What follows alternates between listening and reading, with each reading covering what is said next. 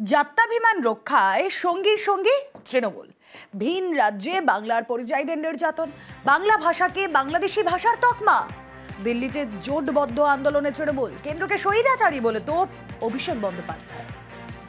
যেভাবে বাঙালিকে অপমান করা হচ্ছে, বাংলাদেশি বলা হচ্ছে, বাংলা ভাষাকে, আমাদের সমর্থনে যারা আমাদের জন্য এক পা হেঁটেছে আমরা তাদের জন্য হাঁটব। আমাদের কোনো ইগো নেই কারোর সাথে। আমরা সবাই মিলে ঐক্যবদ্ধ হয়ে বিজেপির এই একনায়কতন্ত্রের বিরুদ্ধে লড়ছি, এই স্বৈরাচারী বিজেপির বিরুদ্ধে লড়ছি, এদের স্বৈরাচারী শাসনের বিরুদ্ধে লড়ছি। আমাদের বক্তব্য অবস্থান প্রথম দিন থেকে স্পষ্ট।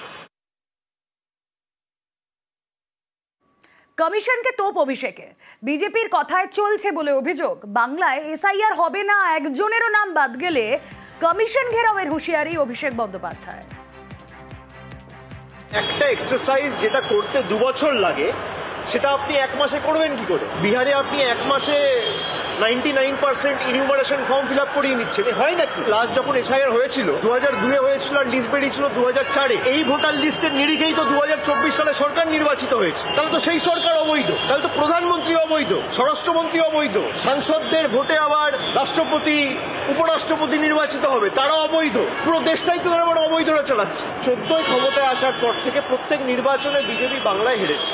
ডেলি প্যাসেঞ্জারি করে দিল্লি থেকে, মধ্যপ্রদেশ থেকে, গুজরাট থেকে নেতা পাঠিয়ে পরিশ্রম করে তো লাভ নেই। মানুষ ভোট দিতে গেলে তো বিজেপির বিপক্ষে ভোট দেবে, এটা তো বিজেপি দেখেছে। তাই ভোটাধিকারটা কেড়ে নেওয়ার একটা কৌশল হচ্ছে এসআইআর। ইয়েস স্যার বলে যারা নির্বাচন কমিশনের মতো প্রতিষ্ঠানকে বিক্রি করে দিয়েছে, আমরা তাদেরকে বলছি নো স্যার, এসআইআর বাংলায় হবে না। চুপি চুপি ভোটের কারচুপি আমরা বাংলায় করতে দেবো। আর একটা মানুষের ভোটাধিকার যদি এসআইআর এর নামে বাদ যায়, নির্বাচন কমিশন ঘেরাও করবো 1 লক্ষ বাঙালিকে নিয়ে।